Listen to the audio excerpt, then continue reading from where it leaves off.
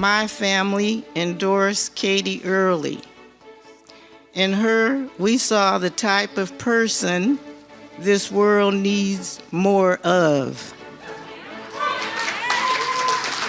Some words there from Cynthia Green, a longtime advocate for caregivers in Seattle, speaking about her endorsement of Mayor Katie Wilson at a swearing-in ceremony that was just 6 months ago. Man, it seems like it was longer ago than that. But now the mayor is handing out her own endorsements, and there are some doozies to discuss this week. Plus, should the city of Seattle make it more difficult to file environmental appeals on urban growth projects? And why are homeowners in the city asking for protection against people who want to buy their houses? A lot of questions out there, these issues and a whole lot more this week on Seattle News, Views and Brews, your coffee break political podcast. I'm Brian Callanan. I'm a host on the Seattle Channel, and the views expressed here are mine. And I'm with my friend and co-host, David Croman, City Hall reporter for the Seattle Times. And David, I feel like everybody visiting for the World Cup matches here in Seattle are getting a perfect taste of a Seattle summer. They show up in mid-June, goes up to 90 degrees, then a week plus of gray skies in mid-60s, and then sunshine again coming right after July 4th. Does it get any better? Does it get any more Seattle than that? Yeah, I know. Actually, it was the 90 degrees that was not very Seattle. Right, it feels right, like usually right. the January takes us all the way through to July 4th. This, what's happening now, feels more like what we're used to, although I missed the sun. Yeah, I know. We'll get it back. I promise. We'll get there soon enough. Thank you, David, as always, for joining me. Thanks also to our background noise sponsor, City Grind Espresso on the first floor of City Hall. Thanks to our patrons, too. Morty, always good to see you checking in. And everybody else, would love to have you aboard as well as a patron. If you want to connect with us on this podcast, become a patron. Giving levels start at just $5 a month. Works out to just over $1 a show. You get access to Patrons First podcasts, some of those coming soon. Plus, you get a cool decal as well. You can find Seattle News, Views, and Brews on Patreon there and become a patron, please. A shout out to our friends at Converge Media. Grand Marshal Deontay Damper. Great work this past Pride weekend. And remember, everyone, the video version of the program is on Converge Wednesday nights at 7. All right, let's do this. Time for Right Here, Right Now. Some interesting politicking going on this week as we are learning about some endorsements from Mayor Katie Wilson. She is endorsing Hannah Sabio Powell to unseat Senate Majority Leader Jamie Peterson in the 43rd District and Ron Davis to unseat Representative Jerry Pollitt in the 46th. Wilson has also endorsed Democrat Jalen Scott, who would be the first openly transgender legislator in Olympia. Scott is running in an open seat House race in the 37th Legislative District. David, you wrote a piece about this with Jim Brunner for the Seattle Times. I really see this as maybe the first test of Mayor Wilson's political power. And remember, folks, we got primaries right around the corner coming up in August here. What is the significance of these endorsements to you? Yeah, I mean, I'm thinking back to Bruce Harrell, during the city council races, he made some endorsements, but he never endorsed against incumbents. And I think there's a reason for that. And it's risky to basically challenge people who are sitting legislators or lawmakers and say that they should be unseated, because if they don't win, then you've essentially kind of burned a bridge, or it appears that you've burned a bridge with a sitting lawmaker. And so she's taking a risk here and is kind of gambling on her political sway being significant enough to actually matter here, and that the issues that she ran on for her campaign are something that still holds salience and that voters will attach themselves to. Just to jump in real quick, she won this recent election by 2,000 votes. Right. When you talk about political sway, I just want to put it in perspective. Yeah, exactly. It's not overwhelming. And, we're talking about Jamie Peterson here, who was the face of the effort to pass a millionaire's tax in Olympia. Right. So he's not some centrist, moderate, sort of Republican light Democrat. This is a guy who burned a lot of political capital to pass the most significant tax reform that the state has seen in generations. But, I think there is a general sentiment that is not particularly kind to people perceived as part of the establishment. I think there's still a lot of kind of anti-incumbent sentiment out there. And, I think that Mayor Wilson, and this is maybe stretching a little bit, but I think Mayor Wilson is facing some questions from her own base about whether she is necessarily the status quo disruptor that they were expecting her to be. Yeah. And so here is an opportunity for her to kind of throw her way. And, in the statement that she gave us when explaining these, talked about how, Yeah. the state needs people who are going to disrupt the status quo. And so Yeah. I think she is sort of trying to maintain that image that some people had hoped for her of being a status quo disruptor. This is one way that she can do that. There are significant risks here. Right. She needs the legislature to do things to make it easier for Seattle and other local jurisdictions to pass certain taxes, maybe expansion of the income tax to capture more people. And, Jamie Peterson was a powerful Democrat. If Yeah. Hannah Sabio Powell wins, then she will not be as powerful as he is. And so there's a risk here that she is burning a political bridge that she will really need. But again, I think particularly off of, we look at New York and Zoran Mamdani and Yeah. Yeah. his Yeah. slate of candidates, Endorsed his those slate of three candidates. progressive candidates. Yeah. And all of them won their primary races. And I think what he gets out of that is a lot of political capital. I mean, he looks like a really strong political figure in New York City. I don't know exactly what that'll allow him, but if these incumbents lose to these challengers, it would, by extension, sort of strengthen the Katie Wilson mandate. If they don't win, then you kind of start to question, if I'm the city council and I look at her endorsed candidates going down, Yeah. maybe I'm not feeling like I need to kind of honor any sort of mandate for my mayor. And so, Yeah. there you can see the benefits for her in this situation, but there are also significant risks. I think so too. And just one more touch on that Mamdani thing. And I know a lot of people are trying to compare the two mayors there, Mamdani and Wilson. But I think he's a different candidate. He had more of a legislative background before he came into office. He came in with, I think, a lot more political establishment capital to work with. Yeah. Do you sense that at all? Because I just see them.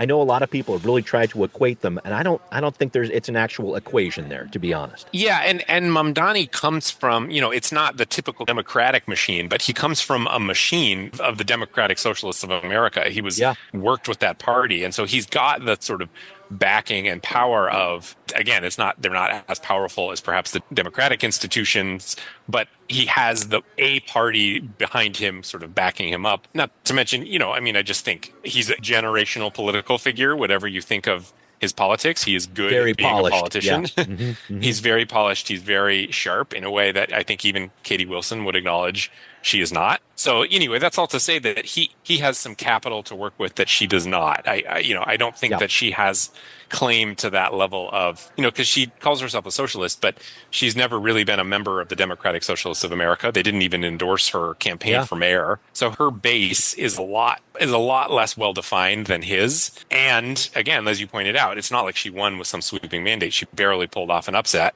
which, I think former Mayor Harrell and others would argue was less a testament to her strength and more just the kind of general weaknesses of Harrell or just being an incumbent in today's environment. So I have never felt like the Mamdani to Wilson comparisons are great. They make sense because they are two young upstarts or challenging established Democratic figures. But in policy and practice, they are quite different from one another. Yeah. Thank you for that, David. A lot of inside politicking going on there, and I appreciate you bringing out that story with Jim Brunner. I want to talk about the Seattle City Council, if we could. Busy this week. They are scheduled to approve the emergency street closure ordinance we've been talking about on the podcast to help out neighbors on Aurora Avenue North dealing with gun violence and prostitution.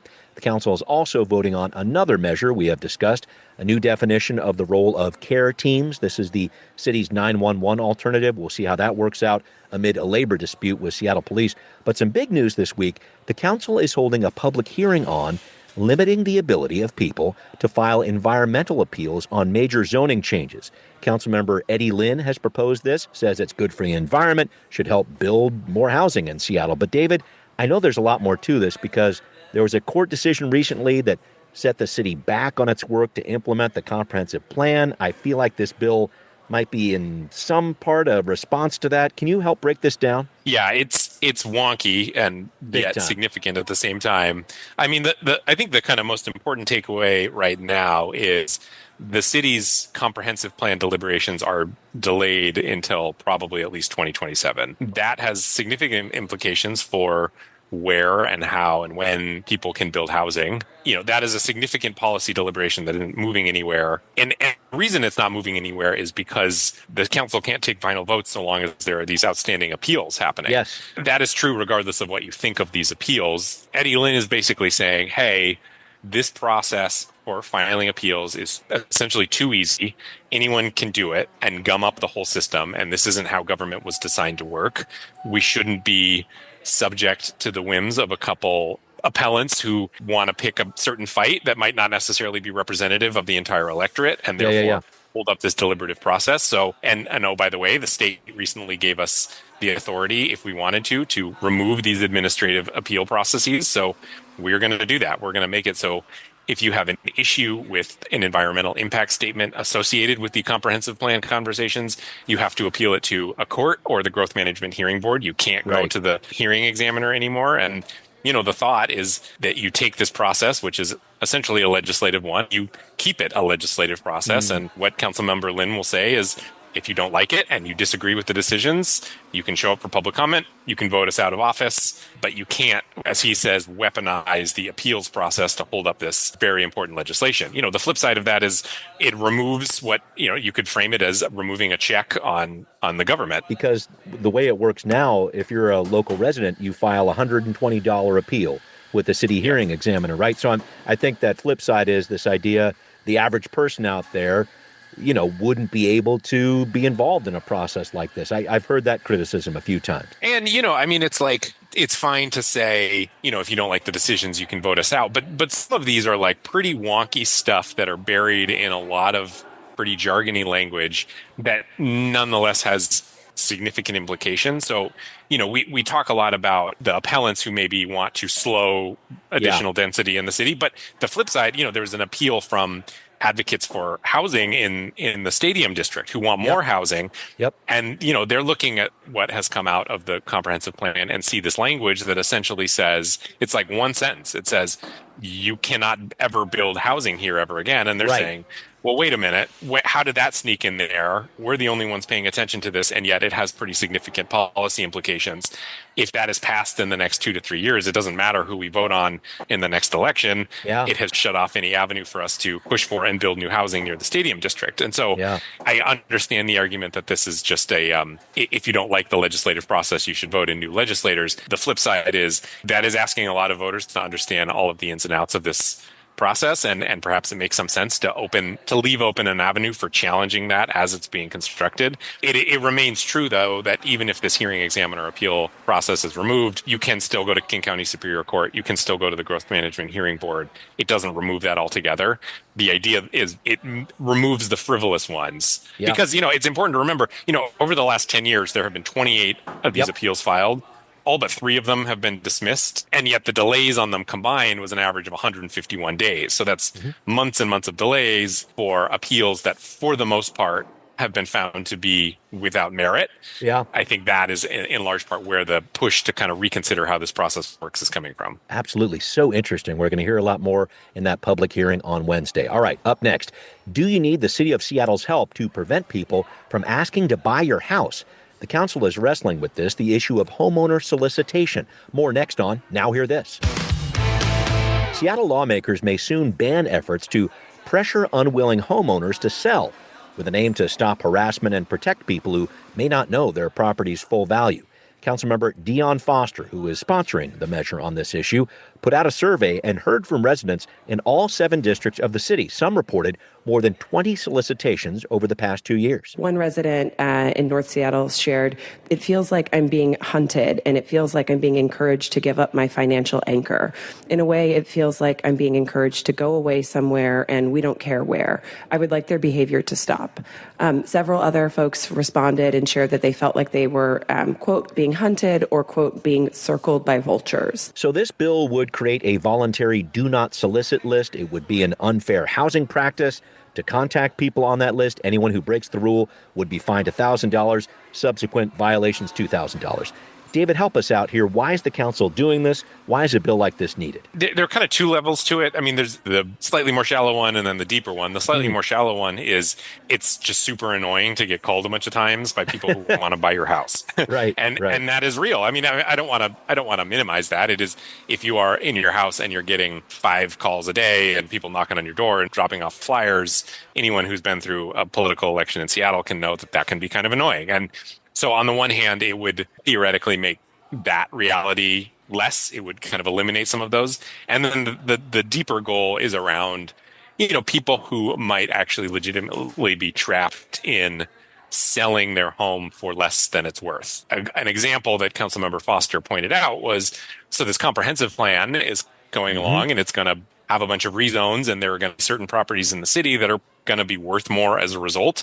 Yep. How much can we expect the average owner of a single family home to understand all of that? Maybe some people, we're doing like our you or best I on would. this podcast, but yeah, Exactly. Right. Exactly. And so it's pretty easy to imagine a scenario where, and really what we're talking about for the most part are these kind of wholesale buyers, these people who are just trying to Yeah. hoover up as many contracts on houses that they can that they then resell to investors. Yeah. It's pretty easy to imagine someone coming along and saying, "Hey, I'll write you a check right now for $1 million for your home.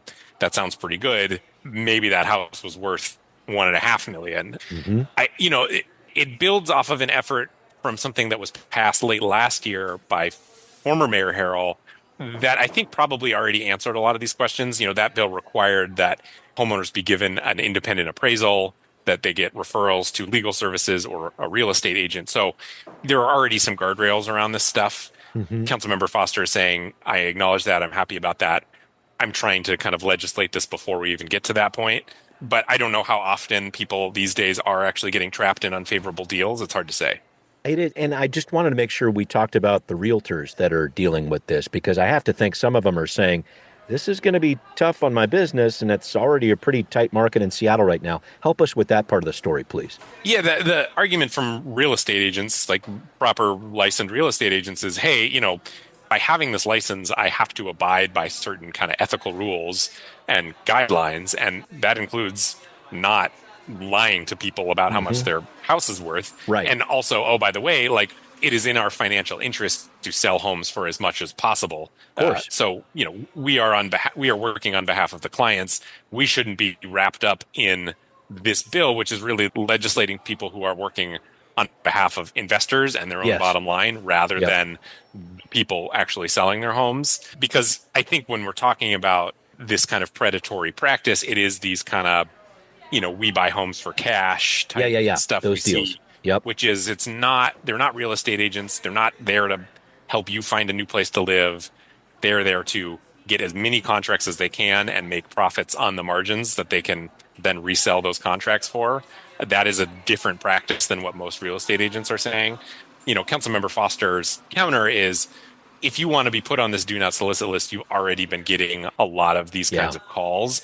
And that kind of acts as a filter already for legitimate versus illegitimate communication. So I feel like we need to narrow it in this way. But Councilmember Lynn seemed kind of open to the idea of narrowing it just to wholesalers or more kind of predatory real estate transactions. And so we'll see if it ends up getting narrowed. All right. Thank you for that. Another real estate issue I wanted to talk about here.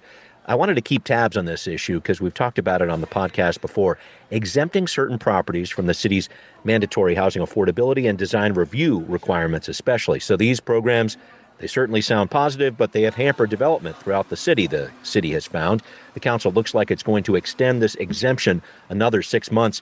The old exemption actually expired back in April, from what I'm reading here, so the council appears to be playing some catch-up here. David, help us out. Is this a situation where the council and mayor are still trying to figure out a better, more permanent policy here when it comes to design review, et cetera? Because there's been a lot of study on this over the past 3 decades plus in Seattle. Yeah, and there's already been, some pretty broad changes to the design review process under Mayor Harrell. At the end of the day, it is still, I think, a pretty subjective process, and they are trying to figure out exactly what to do with it. You can find plenty of folks in the city who say there should be no such thing as design review for anybody. So yeah, I don't know why they're not prepared to just kind of propose a more kind of permanent, lasting thing. Part of it might be that there's a lot of other conversations happening around say, the future of the mandatory housing affordability Right. program in general, or other kind of housing conversations that they feel like need to happen before they come up with the final answer here.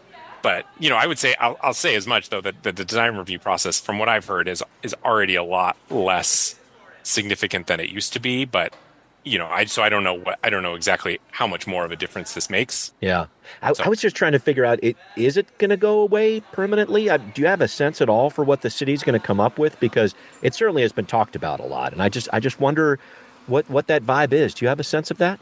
yeah, I don't know if it would ever go away completely, but you could see it being narrowed down to just a few kind of, are you putting the I-beams where they need to go or Yeah, yeah, whatever, yeah. Right, so that right, the right. building doesn't fall down. Oh, and Um, also, there was some thought too to make sure that buildings are designed in a way that maximizes public safety too. The council's talked about that as right. well. Yeah, so you could see some kind of narrowing or trying more objectification of the process. I don't know. I don't track the legislature quite as closely. I could imagine that maybe some of these changes would start from the legislature and work their way down to Seattle, because that seems to be where most of the housing policy is originating these days. So Yeah. yeah, I don't know. I mean, but again, if the goal is to expedite the process for building housing as much as you Yeah. can, then I think design review remains an area that lawmakers will be interested in looking at. Yeah, absolutely. All right, well, coming up, an interesting question here. Is it time to remove Highway 99 from cutting through the Seattle neighborhood of South Park? We're getting off on that exit. Coming up on What's Next? David, your colleague Nick Deshays had an interesting story, I thought, a couple days ago in the Times, talking about the possibility of removing Highway 99 from the South Park neighborhood. This is a discussion that has been going on for decades, but now the City of Seattle's Office of Planning and Community Development has released a technical analysis with the help of a community-based group called Reconnect South Park Coalition. The analysis shows 4 possible alternatives for this 6 miles of highway between South Henderson Street and Tukwila International Boulevard. David, what do you make of this new analysis? Because I really saw a big focus on the negative environmental impacts and the health outcomes on these communities when they have a highway going through. Yeah, I mean, the thing that stood out to me about it in the first place is the general positivity toward the notion of removing that stretch altogether. It kind of minimized. It didn't seem to conclude that it would have that much of an impact on overall traffic, and that it would have a pretty significant positive improvement for the neighborhood. That alone is impressive, because this whole effort started with really just a couple people who were looking at the highway and thinking, hey, this thing is big and ugly and dirty and Yeah. doesn't actually seem to be serving that much of a purpose. Why do we need it? Right. And just if you ever want to kind of wax sentimental about just the power of citizens with an Yeah. idea, like, this is a pretty good example of that, Right because on, it truly yeah. was just a grassroots effort from a couple people who lived down there. This is not their job to do, and the fact Right. that they got a city report commission to say, hey, maybe this idea would work, that's pretty impressive. Bringing it back down to reality, though, it almost certainly is not going to happen. Oh, okay. Why do you Which say is that because it would cost a lot of money from the state, that the state, I mean, the state in general doesn't have a lot of money right now, but the state transportation budget in particular is extremely stretched thin, and there's a lot of Yeah. priorities, and they are seeing their gas tax revenue decline, and the demand for transportation projects is really insane, and this would cost a lot of money, and so it just feels pretty unlikely that that's going to end up on anyone's priority list. The other Yeah. piece is, while it's true that there's not a lot of general traffic here, it is still pretty well used by the port and by freight and industrial interests. And if we learned anything from that conversation around housing in Soto, it's that anytime you're talking about encroachments or changes to the surrounding area of the port, maritime and industrial sector, that is going to be a really intense fight. Yep. And local lawmakers are going to get really squeamish about the idea of anything that they think might be a net negative for the maritime industrial sector down there. So Yeah. I think between the money and the fact that the port and a lot of other maritime interests would fight this super hard, it just feels really unlikely that we ever get to a place where they're actually removing the highway. Yeah. But you could see a scenario where maybe they narrow it, or maybe they at least put more bridges over it, plant some trees, which are the other options there. So again, I want to, on the one hand, sort of give kudos to the citizen activists who have really pushed this thing super far on a shoestring, basically no budget and just kind of sheer force of will. And then the practical realities of what it would actually mean to make that happen. Yeah, I know. I was looking at those numbers too, especially when it has to do with the health outcomes there. So we're talking about the South Park neighborhood. It has more renters, more lower median household incomes, and a greater proportion of Hispanic, Asian, and Black residents and other communities of color than the city as a whole. So put that in perspective. And then see where South Park ranks there. The report says it's in the 99th percentile citywide for these different health impacts, which include asthma, diabetes, obesity, poor mental health, and low life expectancy. So I guess it's, I don't know, like almost a liability issue on behalf of the city. I just wonder where this goes from a legal perspective, too, in terms of trying to make something like this happen. Yeah, that's a good point. And, the city's on record a lot saying they care about environmental injustice. This is, you can't find a clearer example of it than this. Yeah. There are a lot of reasons for it. Again, there's a lot of industry down there. They're in the flight path of a lot of airplanes, but the highway is certainly one of them. Kicks up a lot of exhaust and dust. And, if to the extent that the city does care about environmental justice, this is kind of the spot to look at it. And that was recognized by the federal government. In the infrastructure bill under Biden, there was the reconnecting communities budget line item in that bill that gave millions to efforts like this across the country, which is sort of recognizing that, hey, when we built all these interstates, a lot of times there were people living or near them, and maybe we should reconcile those decisions. That budget is now going to be cut. I mean, that's under the Trump administration. It's not a surprise that they're not in support of that. So there's another kind of difficulty. So it's not the kind of thing that Seattle is in a position to do alone, again, because it's a state highway. It does speak directly to what they say their values are, but again, there are some fairly significant hurdles to that highway actually being torn up. Yeah, so interesting to look at that. And just overall, the impact of transportation on our communities. I think you'll hear a lot of people in Chinatown and Little Saigon talk about when I-5 came through the neighborhood in the 60s there and how that changed the neighborhood and still has an impact on it to this day. So one of those very interesting intersections, if you will, between transportation and what's happening with public health. But something we're going to be watching there, and we'll see where that report ends up. But we do need to wrap up, David. And I got to say, I'm not hitting the Mariners panic button just yet. But wow, it just feels like this team is wallowing around this 500 record, which might actually be enough to win the division this year. I'm not sure. What does this team need to wake up? That's my big question this week. Yeah, I feel like malaise is the best way to describe this team. It's like, just enough to kind of keep you interested, but it's not a fun watch, generally speaking. I think it will take they need some kind of catalyzing event. They need this year's Etsy witch or whatever it might be. There we go. Okay. Yeah. Yeah, right now they're putting the fun back in funeral. It doesn't really seem like that much excitement around there. They got to pick it up a little bit. Thank you, David, as always, for joining me. Thanks to everybody listening to Seattle News, Views, and Brews, where you can always find out what's brewing in local politics. Become a patron, please. Check out Seattle News, Views, and Brews on Patreon. Pledge $5 a month or more. Thank you for the assist in that.